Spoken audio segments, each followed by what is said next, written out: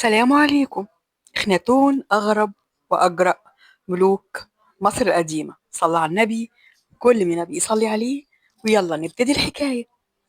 مش بس لأنه غير دين المصريين وقتها، لأ، لأنه كمان قرر يواجه كهنة آمون اللي كان وقتها ليهم سلطة كبيرة جدا.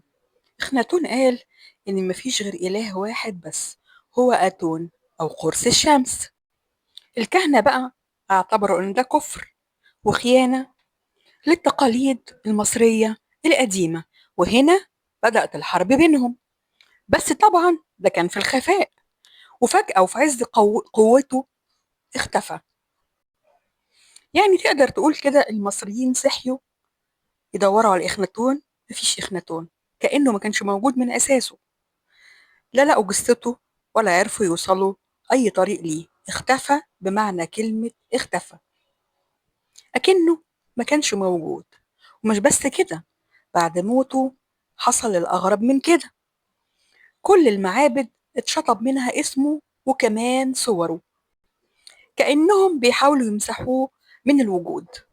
وكمان الأغرب من كده إن العلماء بعد مرور آلاف السنين بدأوا يكتشفوا آثاره في تل العمارنة.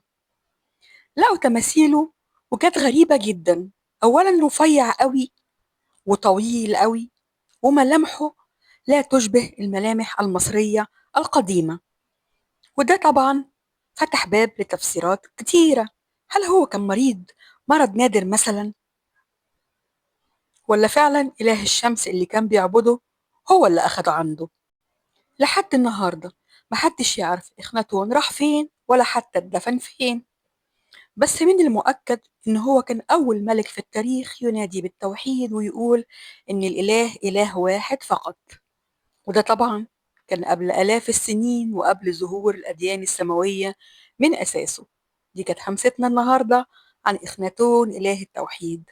أنا أختكم همسة، ودي قناتي، من فضلكم ادعموني باللايك والاشتراك في القناة. شكرا جزيلا.